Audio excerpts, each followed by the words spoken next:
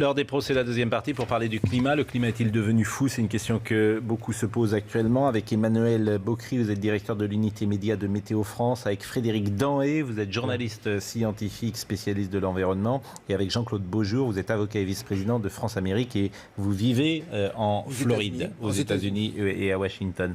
D'abord, je voudrais qu'on fasse un point météorologique sur ce qui se passe en ce moment. C'est-à-dire que l'ouragan est passé, mais il y a un deuxième ouragan qui est à venir, c'est bien cela? Il y a deux ouragans qu'on gère en même temps. Il y en a un troisième qui a peu d'intérêt. Le premier, c'est Irma, qui a passé Porto Rico à Haïti, qui va attaquer les côtes nord de Cuba et qui après va remonter vers la Floride, avec un niveau 5 actuellement, de catégorie 5, c'est le plus fort, peut-être après le niveau 4, et après on ne sait pas encore. Donc on s'attend, il va y avoir à gérer le problème de l'alerte sur la Floride qui est alertée, mais comment va se passer exactement le cyclone? La grosse crainte qu'on a actuellement, c'est un autre cyclone qui se trouve à l'est de Saint-Martin et de Saint-Barthélemy, qui s'appelle José, qui est actuellement de catégorie 3. On prévoit qu'il va passer à peu près, l'œil va passer à peu près une centaine de kilomètres de ces deux îles. Il devrait donner des vents de l'ordre de 130 km/h, ce qui n'est pas énorme en tant que tel, mais sur un endroit qui a été sérieusement abîmé avec beaucoup de dégâts, est-ce que la population pourra se protéger? Ça, c'est le point le plus important. Mais c'est courant que deux ouragans passent l'un derrière l'autre? Dans la saison cyclonique, c'est très classique d'avoir des ouragans qui passent les uns derrière les autres. Je dirais, sur cette saison cyclonique qui va être un peu plus intense qu'une saison cyclonique habituelle, on a eu deux anachronismes. Le premier, c'est Harvey, qui a un cyclone classique, mais qui a eu un comportement un peu particulier. Il est resté stationnaire, avec la particularité qu'il était à moitié dans l'eau et à moitié sur la terre. Donc, il prenait de son énergie l'eau de la mer, qui redéversait sur la Louisiane et le Texas. C'est pour ça qu'il y a eu des inondations qu'on a vues. Et par contre, le deuxième cyclone, Irma, lui a eu aussi un comportement un peu anormal. C'est-à-dire qu'en général, les cyclones naissent sur l'Atlantique, dans des eaux chaudes, plus de 26 degrés. Là, les eaux sont plus chaudes que d'habitude. Et il est monté tout de suite en intensité. En général, on les a d'intensité 2, 3. Il rentre dans la mer des Caraïbes et le golfe du Mexique. Et là, il passe à 4 ou 5. Là, au contraire, il est déjà passé 5 avant d'arriver sur les deux îles de Saint-Martin et Saint-Barthélemy. Et ces deux îles ont eu le malheur que l'œil du cyclone passe sur elles. Donc l'œil du cyclone, c'est une période calme. Mais juste avant le mur de l'œil, il y a des vents les plus forts dans un sens et les vents les plus forts dans l'autre sens, avec des précipitations qui correspondent à peu près à 3 à 4 mois d'eau qui est tombée en quelques heures. C'était jamais arrivé qu'un œil du cyclone passe sur Saint-Martin À notre connaissance, non. Et un catégorie 5, non plus. C'est la première fois qu'on a un catégorie 5 qui passe et qui fait autant de dégâts. Mais on peut remonter jusqu'à, j'ai envie de dire, la nuit des temps pour connaître les symptômes en climatologie, les ouragans en climatologie. Par exemple, on peut savoir qu'au XVIIe siècle, un jour, il y a eu un ouragan. On a très peu d'informations parce qu'en général, ce qui se passait autrefois, donc quand on remonte dans l'histoire, un ouragan, on l'apprenait quand il rentrait sur les terres. Parce qu'en général, il y avait un bateau en mer qui croisait le cyclone, le bateau était coulé, et on n'avait aucune information. Il disparaissait, on ne savait pas ce qui était passé. Il n'y a pas de moyen de savoir s'il y a eu un jour un ouragan il y a 2 siècles. Ça, c'est impossible, techniquement. Historiquement, si on le retrouve dans les écrits, on peut retrouver quelquefois. Mais on n'a pas de cyclone, on n'a pas suffisamment d'informations pour le classer de catégorie 5. Je dirais qu'on suit les cyclones de façon scientifique depuis les années 70, depuis qu'on a des satellites. Parce qu'avant 70, on avait quelques avions qui nous donnaient de l'information, des bateaux aussi, mais c'est assez incomplet. Depuis les années 70, le début des années 70, avec le satellite, on a une vision complète des cyclones. Et donc, on a un historique des cyclones. Vous dites, vous, catégorie 5, vous dites pas alerte violette ou la couleur violette, par exemple, vous l'avez apprise. Il y a 4 couleurs. Oui. Il y a 4 couleurs plus 2 cycloniques. En France, vous avez vert, jaune, orange, rouge. C'est les mêmes que pour la métropole, avec des seuils différents. Et ensuite, quand on est en rouge, on va passer en violet. C'est pour dire, attention, dans 3 à 6 heures, le cyclone passe sur le territoire en question. Et ensuite, une fois que le cyclone est passé, on repasse en gris. Le but du jeu, c'est pas de dire que tout va bien, c'est de dire aux gens, attention, l'événement météorologique est passé, il y a eu beaucoup de dégâts et ne sortez pas, parce qu'il y a encore plein de choses qui peuvent tomber, vous pouvez être blessé, donc ne sortez pas. Par exemple, la tempête de 99, c'est rouge ou c'est violet? Les deux tempêtes de 99, à l'époque, on n'avait pas la vigilance, on les aurait classées en rouge. Il n'y a pas de violet en métropole. Mais c'est quoi la différence entre tempête et ouragan? Alors, une tempête, c'est une dépression qu'on voit de façon classique. Vous avez des coups de vent qui passent en France. C'est une zone de basse pression avec des vents violents qui tournent dedans. Cette dépression est alimentée, va attraper son énergie dans l'air, la température de l'air de l'atmosphère. Un cyclone, rien à voir. Un cyclone, ça va pomper l'énergie dans l'eau, la température de l'eau. Il faut une eau à plus de 26 degrés. Et c'est pour ça qu'un cyclone vit dans les endroits où il y a l'eau chaude. Donc il n'y a pas de cyclone en France possible. En France, il n'y a pas de cyclone. Donc c'est impossible. Un ouragan en France, c'est impossible. En France métropolitaine, en hein, France bien métropolitaine, évidemment. vous n'aurez pas de cyclone ou d'ouragan, mais vous aurez des tempêtes. Et vous pouvez avoir des tempêtes qui ont une signature proche d'un cyclone, mais qui ne sont pas un cyclone. En théorie, c'est pas possible en Méditerranée. En Si la Méditerranée non. continue à augmenter en température. Non, parce que on est trop au nord au point de vue du cyclonisme. On est trop avec la force de police, ça va pas, ça pourra pas démarrer. Néanmoins, attention, en Méditerranée, on peut avoir des événements qui sont très très violents. Hein. Dernière petite chose, j'ai posé la question à Michel Chevalet hier. Tout le monde dit rafale à 350 km/h, mais la façon de mesurer, je ne sais pas comment on appelle ça, les anémomètres. Les anémomètres ont cassé. Donc, et Michel Chevalet a eu franchement l'honnêteté de dire, écoutez, moi je prends ça avec beaucoup de circonspection, hein, parce que je ne suis pas sûr qu'il y ait des vents à 350 à l'heure, disait-il, c'est pas possible. Je me permettrai de le contredire. Nous avons un certain nombre de capteurs qui ont donné de l'information. Donc on l'a pu contrôler parce que l'information, on l'a de deux façons. On l'a soit direct avec la mesure directe, soit par mesure indirecte. Et quand vous avez les deux qui se coordonnent, vous pouvez être sûr que votre mesure indirecte va être correcte. Et on sait qu'on a par exemple des capteurs qui sont passés à 244 km/h. L'anémomètre s'est arrêté à ce moment-là. Soit l'anémomètre a été détruit, soit les transmissions sont coupées, soit il n'y a plus de courant. Mais avec d'autres systèmes, on est capable d'estimer réellement les vitesses de vent. Et quand on parle de 350 km/h de rafale de vent, oui, de rafale, ça, on en est quasiment sûr. Et probablement, localement, dans certains points, il y a pu y avoir un petit peu plus. Mais est-ce que c'est un record, j'ai envie de dire, toute catégorie? Est-ce qu'il est possible qu'un vent souffle à plus de 350 km/h? Oui. Mais le vent peut aller jusqu'à combien? Vous ne les aurez pas dans un cyclone, vous l'aurez dans les tornades. Et aux États-Unis, ils sont très au courant. C'est des phénomènes météorologiques qui sont tout petits, quelques dizaines à centaines de mètres, qui ont une durée de vie de quelques heures, pas plus, mais qui, là où ils passent, détruisent quasiment tout. Et là, on est à combien? En F6, voire au-dessus, c'est une échelle ouverte, et on peut dépasser les 400 km/h. Une tornade qui passe sur un bâtiment, il ne reste que les fondations. C'est aspiré. C'est aspiré, il ne reste rien, c'est rasé. Mais les plus fortes.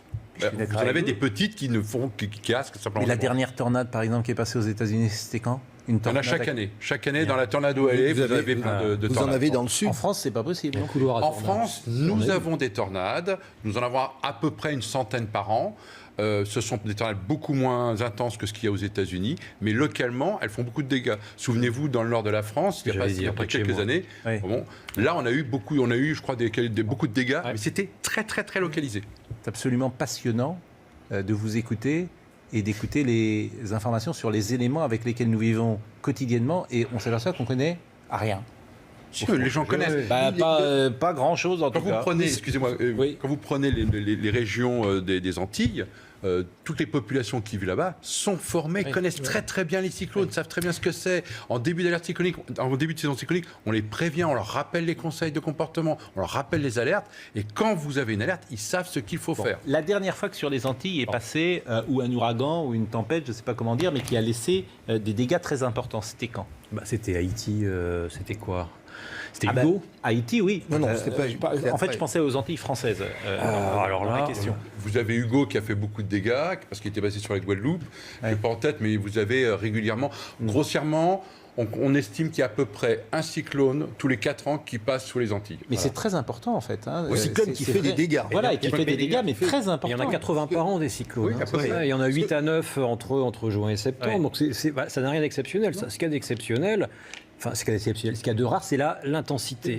Et qui s'inscrit dans la modélisation du changement climatique. Alors ça va être une de nos interrogations. Est-ce que c'est lié ou pas? Non, on ne peut rien dire. Scientifiquement, on ne peut rien dire pour l'instant. Tout le monde le dit visiblement, et non seulement tout le monde le dit, mais tout le monde s'en sert et instrumentalise parfois. Oui, d'accord. Alors je sais que vous avez un petit doute sur le changement climatique. Non, mais j'ai aucun doute, moi. Attendez, qui je suis pour avoir un doute sur le changement climatique? Bon, mais là, en tout cas, non, on peut rien dire du tout. Il n'y a aucun élément scientifique qui permet de dire que ce qu'on voit là, c'est le changement climatique. Les ouragans existent toujours. C'est la soupape de la cocotte minute. Je suis content que vous le disiez parce que tout le monde ne le dit pas. Oui, mais ça s'inscrit très bien.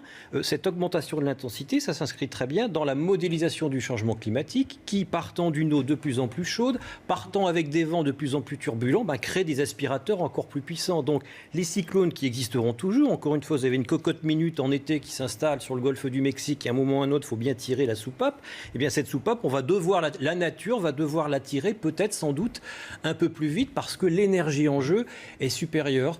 Et ça s'inscrit dans les modèles du changement climatique. Je ne suis pas le scientifique de notre séquence, mais ce que l'on sait, la première des choses, et on l'a dit, il y a toujours eu dans cette région de la Caraïbe et du sud des États-Unis, y compris de l'Amérique centrale, il y a toujours eu des cyclones. Évidemment. Il y en a toujours eu, et ils ont, Dieu merci, nous n'avons pour l'instant à déplorer que 15 morts, mais je rappelle qu'il y a 50-60 ans, on était parfois à 10, 15, 20 000 morts, ce qui est considérable. Ça veut dire qu'on est préparé dans notre société. Ce qui veut dire qu'aujourd'hui, on a véritablement travaillé à l'anticipation quant à préparer les populations, et les populations savent à peu près, ont les bons réflexes. La deuxième chose, c'est vrai qu'en termes de préparation, il y a surtout les problèmes des constructions qui sont souvent pas toujours adaptées pour pouvoir vivre ce phénomène. Et le deuxième point sur le rapport climat-cyclone, ce dont on se doute, c'est que la chaleur de l'eau peut éventuellement avoir un impact sur la force du cyclone. Donc au lieu d'être à 5, peut-être que si l'eau avait été plus fraîche, moins chaude, le cyclone aurait peut-être été à 4. Mais ça n'a pas d'impact, il n'y a pas d'impact sur l'existence même du cyclone. En fait, il y a de plus en plus de cyclones à 5, justement. On a du mal à les discriminer maintenant. Il y en a plus nombreux. Vous disiez 15 ou 20 000 morts jadis. Il y a un 60, cyclone 70 passait, parce que les gens étaient peut-être dans la rue, tout simplement. Ils ne s'attendaient pas à ce que le cyclone arrive, alors que là, ils sont barricadés chez eux. Parce que si vous êtes si vous êtes dehors, tout simplement, qu'est-ce qui se passe Si vous êtes dehors, vous êtes emporté. N'oubliez pas que vous êtes en région insulaire, donc vous êtes emporté par la mer. Oui. Vous avez montré tout à l'heure sur votre chaîne l'exode en Floride. C'est très simple. Si vous êtes sur les Keys en Floride, vous ne pouvez pas survivre à un cyclone. C'est juste impossible, puisque les habitations sont globalement... pour que des choses soient claires. On va reprendre les choses très simplement. Un cyclone qui passe à un endroit, vous avez 3 événements en même temps, ou à peu près ensemble. Le premier, une houle cyclonique forte, c'est-à-dire des vagues de plus en plus hautes. Et ça donne des coups de butoir sur la côte. Ensuite, vous avez de très forts vents. On parle de vents très violents. Quand il y avait des vents violents, tout vole. La moindre tôle devient une lame de rasoir. Les cocotiers qui tombent. Ils tombent. Mais l'homme s'envole. L'homme s'envole à 250 km/h. Il vole. Il est en l'air. Est-ce que vous avez essayé de rouler à 130 et mettre la main dehors? Vous avez du mal. Je pose des questions. Vous avez des bateaux et des voitures qui pèsent parfois une tonne qui volent. Mais les containers du port de Saint-Martin sont retrouvés 100 mètres derrière. Voilà. Alors, et dernier point très important, donc on parle de la houle, du vent et des fortes précipitations. On voit bien dans le reportage, beaucoup de maisons ont été inondées. L'eau est montée d'1 mètre, 1,50 m, 2 mètres. Et donc tout ça, ça fait que de dégâts et on ne peut pas y échapper. Des inondations qui constituent l'après-risque. Et c'est ça le problème, en fait. Alors, pendant des semaines, tout va être inondé. Voilà, on va parler évidemment des conséquences pour les Antillais, les conséquences matérielles, j'ai envie de dire, est-ce qu'ils vont être indemnisés ou pas. Mais 2 ou 3 petites choses avant de parler d'ailleurs, est-ce qu'on peut les prévoir, ces ouragans. Mais le nom d'un ouragan. C'est quelque chose qui fait sourire et pourtant c'est une période où on n'a pas forcément envie de sourire. Mais alors ils ont 4 Hugo, ça a 4 lettres, José, ça a 4 lettres. Ça n'a rien à voir avec les lettres. Irma, ça a 4 lettres. C'est un hasard. C'est le hasard complet. Qui baptise cette pour l'Atlantique Nord, on a besoin de se repérer par rapport aux différents cyclones. Alors dans certains endroits, on donne un numéro. Dans l'Atlantique Nord, c'est une liste alphabétique. Ce sont des prénoms, un mélange moitié prénom masculin, moitié prénom féminin, un mélange de noms hispaniques, anglophones et francophones. C'est une liste alphabétique. Vous avez eu Irma, vous avez José. Le prochain, ça va être un K. Je ne sais pas le nom, mais ça va être un K. Ah oui, IJ. Ah oui, ça sera un K. On fait l'ordre alphabétique. Ça peut être Katia, par exemple. Voilà. Katia est en cours. Ah oui, Katia. Et ça va être ça va passer après à elle.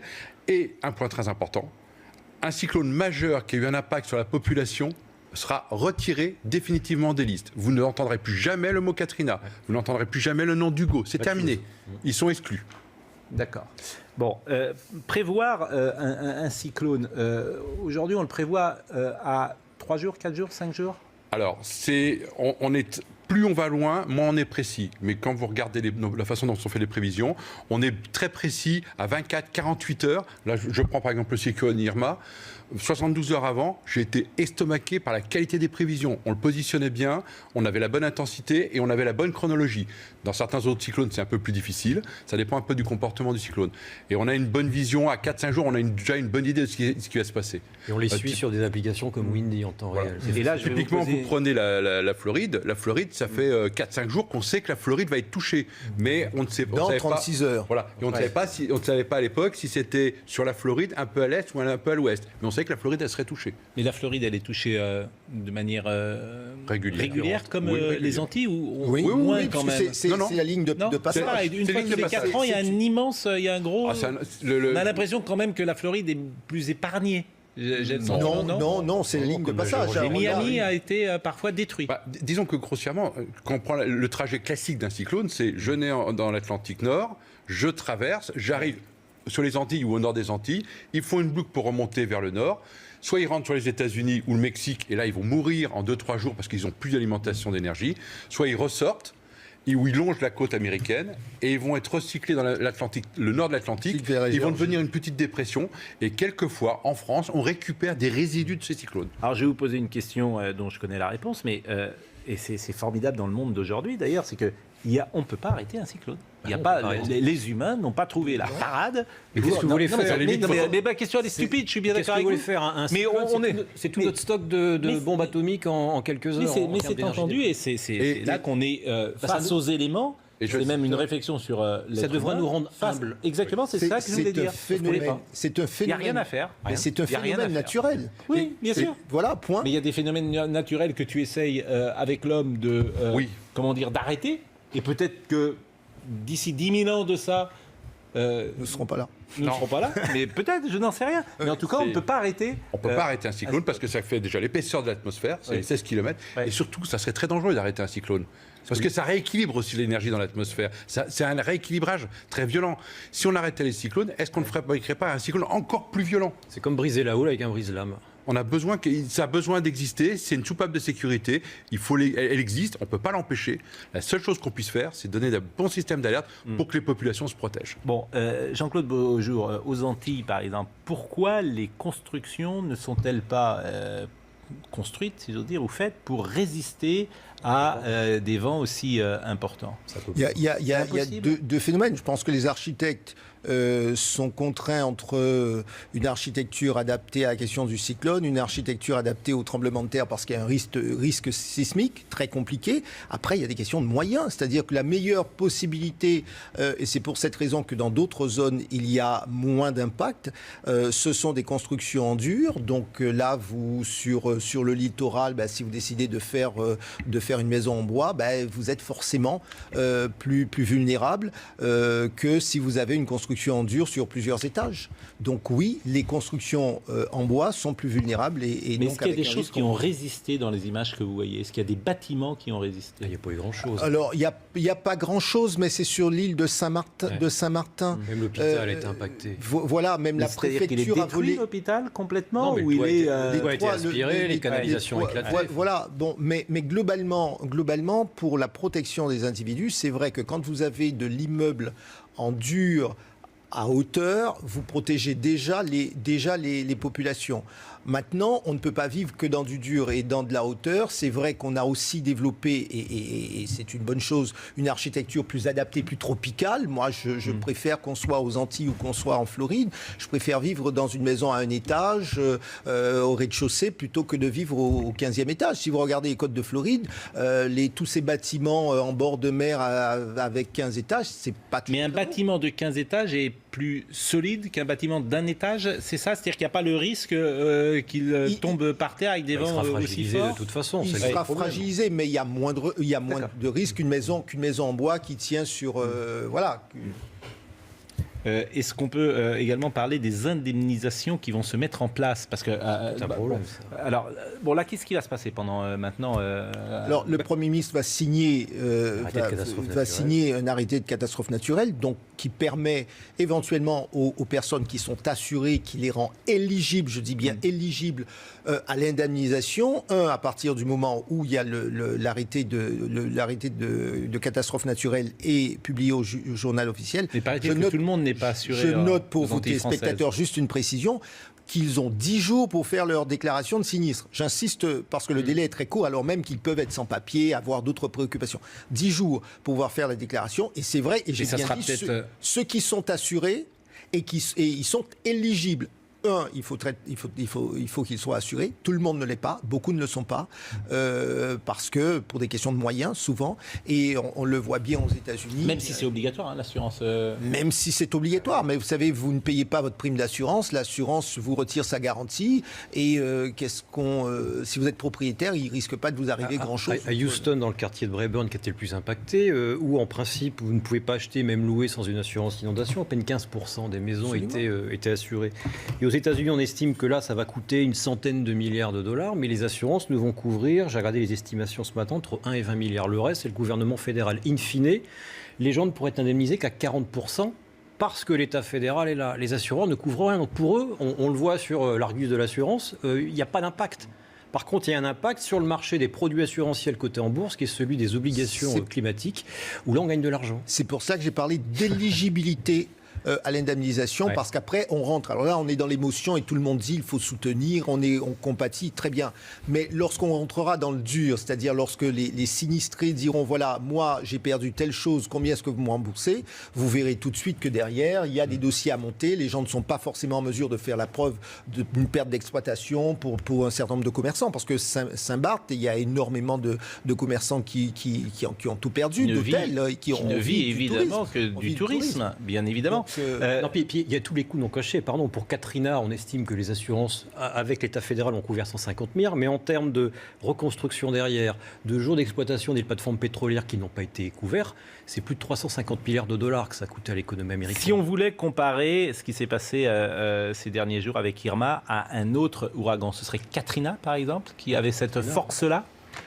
Aux États-Unis, il y a eu Andrew en 92, Katrina, Rita en 2005. Et puis, Et je vous pose une question parce qu'on sait ce qui s'est passé dans la période de reconstruction. Combien de temps faudra-t-il pour que Saint-Barth et Saint-Martin retrouvent leur niveau d'avant ouragan? Est-ce qu'on le sait?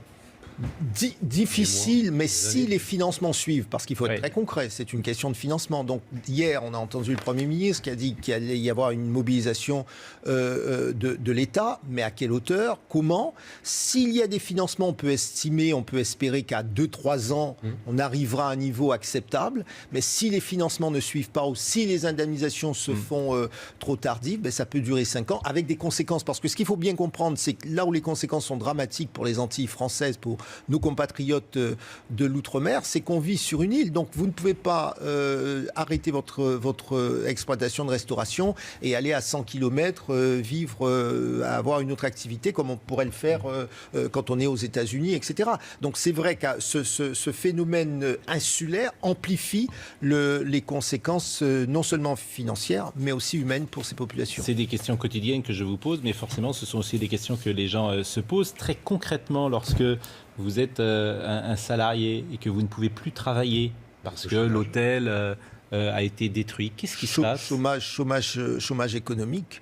Puisque Donc là, vous êtes protégé quand même, il y a une protection. Une protection, mais qui est limitée. Et puis, on ne vit pas de chômage. Oui, mais pendant une période de quelques mois, elle peut quand même faire la transition. Bien sûr. On peut imaginer qu'avant que Saint-Martin et Saint-Barth ne retrouvent ce qu'ils étaient ou ne redeviennent ce qu'ils étaient avant l'ouragan, sans doute 12 mois, c'est un minimum. Ah, vous êtes optimiste. Là, c'est très, très optimiste. D'accord. Donc, on va passer peut-être à 18 mois, 24 mois. Oui. Hein. Bon, 2 ans complets, j'imagine. Bon. Ouais. Donc, dans cette période de transition, effectivement, est-ce qu'il y aura des aides de l'État? Est-ce que, lorsqu'on est en catastrophe naturelle, est-ce que les gens sont indemnisés différemment? On attend une réponse du gouvernement. D'ailleurs, hier, pour que les choses soient très claires, c'est vrai que le Premier ministre a cité notamment la Fondation de France, qui collecte un certain nombre de dons. C'est vrai qu'il faut que les associations humanitaires jouent le rôle, mais il ne faut pas oublier qu'elles ne sont qu'associations humanitaires et qu'il faut véritablement que l'État soit là pour pouvoir assurer la reconstruction. Ce qui a pu manquer par le passé et derrière avoir de vraies politiques pour relancer, parce que tout à l'heure on se posait la question, est-ce que les gens vont continuer, les touristes vont repartir à Saint-Barth dans un an par exemple? Ils iront évidemment s'il y a eu des infrastructures pour les accueillir, autrement... Absolument. Et plus ça tarde, parce que c'est ça l'effet indirect, c'est que plus on tarde à reconstruire, plus le processus met du temps à Tous les touristes d'ailleurs avaient évacué les lieux depuis 3-4 jours. Il y a eu... Alors, les avions ont pu fonctionner jusqu'à 48 heures avant le plus Parce que l'ouragan était annoncé 48 heures avant, nous sommes d'accord. Donc, mais pour le temps qu'on se prépare, etc. Oui. Mais après, il faut que les avions ont une capacité moindre. Les aéroports, l'aéroport est fermé, et là, il va l'être pendant quelques jours encore. Alors, je pense qu'il y a une possibilité de navigation entre Saint-Martin, Saint-Barthélemy et les départements de la Guadeloupe et de la Martinique. Ça permettra d'évacuer. D'ailleurs, Madame Girardin était à la Guadeloupe, puis à Saint-Martin, il retourne à la Guadeloupe. Donc ça peut se faire assez rapidement. Je rappelle que vous êtes météorologue. Alors, personne ne nie le réchauffement climatique parce que c'est un fait. La question qui pose problème, c'est, si j'ose dire, c'est est-ce que le réchauffement climatique est lié à l'activité humaine ? Est-ce que vous avez une réponse à cette question ? La question, elle n'a même plus besoin d'être posée. Il y a une partie du changement climatique qui est naturelle, mais la grosse majorité du changement climatique est liée à l'activité humaine. Je suis d'accord avec vous, mais j'entends parfois des climato-sceptiques qui disent... Oui, mais ils sont de moins en moins. Ils sont 10. Alors, je rappelle une chose. Le GIEC, qui est quand même une organisation qui est extrêmement prudente, il est possible, il est probable. Maintenant, on annonce, on est sûr à plus de 90%. Et encore, voire 95%, ils sont très, très prudents. Le changement climatique est lié à l'activité humaine. Moi, je prends un truc tout simple. Je prends la France. La France, on a, nous, des mesures depuis 1900 de température. On prend 1900-2000. On a regardé l'évolution des températures. On a gagné en France, en moyenne, 1 degré. Non, mais ça, personne ne le nie. Ce 1 degré... Alors, il y a eu des changements climatiques dans l'histoire. Il y a eu des changements climatiques. Au XVIe siècle. Il y en a eu des changements climatiques, mais ils n'étaient pas de la même ampleur. Il allaient avec peut-être les mêmes valeurs, mais ils se faisaient sur beaucoup plus longtemps. Il n'y a pas eu une glaciation importante au XVIe siècle ou une petite glaciation avec des hivers extrêmement où la Seine était gelée. Oui, mais ça, c'est rien du tout. C'est rien du tout. Je dirais que quand on prend, avec le changement climatique, nous modélisons l'atmosphère et entre autres, nous essayons de voir si on est capable de prévoir comment va évoluer le climat. Et quand on le fait tourner avec activité humaine, sans activité humaine. Quand vous ne mettez pas d'activité humaine, il y a des petites évolutions, mais peanuts. Quand vous mettez l'activité humaine dans ces modèles, là, vous retrouvez exactement les courbes de température que nous avons actuellement. Jusqu'à présent, nous n'avons pas trouvé de démonstration que ça soit le contraire. Voilà. Tout montre que c'est lié à l'activité humaine. Et surtout, on l'explique du fait qu'on rejette des gaz à effet de serre. Donc, on augmente l'effet de serre dans l'atmosphère, qui est un effet naturel au départ. Et là, on l'augmente de façon outrancière. Et tout ça, on commence à bouleverser l'atmosphère dans laquelle nous vivons. Et je voulais terminer par une chose. Le but du jeu, c'est pas de sauver la planète. Parce que la planète s'adaptera. C'est de sauver l'être humain. Nous vivons dans cet univers. Nous sommes obligés de nous adapter. Et tout en disant ce que vous dites, et on va terminer là-dessus, vous maintenez qu'on ne peut pas dire précisément si la catastrophe d'Irma est liée au réchauffement climatique. Par contre, ça s'inscrit très bien dans ce que disent les climatologues. Et ce que les climatologues nous disent, c'est ce qu'on voit là aujourd'hui, qui fait qu'on est autour de ce plateau ce matin, risque d'augmenter en fréquence et en intensité dans le futur. En fait, vont rendre les sociétés insulaires, les sociétés antillaises du Sud, des États-Unis, de plus en plus vulnérables à des événements contre lesquels on ne peut rien faire et pour lesquels on n'est pas spécialement préparé. Ça va coûter très cher, de plus en plus cher. Et comme en France, le Conseil régional du Languedoc-Roussillon a déjà acté le fait de reculer des côtes, eh bien, il y aura sans doute dans l'avenir, dans les États américains, un programme de recul des côtes. Recul des côtes. C'est-à-dire qu'on recule des villes, on recule des infrastructures. C'est déjà acté dans certains départements de France. Mais alors on laissera un espace vide. Oui. Ben oui. Mais bien sûr. Et on laissera, pardonnez-moi... Donc il faudra démolir, pourquoi pas, on laissera ce que les assureurs appellent aujourd'hui les infrastructures naturelles, le soin de casser un peu l'énergie de ces événements. C'est ce qui a été démontré suite à l'ouragan. La conclusion avec Jean-Claude Beaujour et après... Juste un mot. Je pense que ce qui est important aujourd'hui pour nous, c'est d'apprendre à mieux anticiper en matière de construction parce que ça nous coûtera beaucoup moins cher.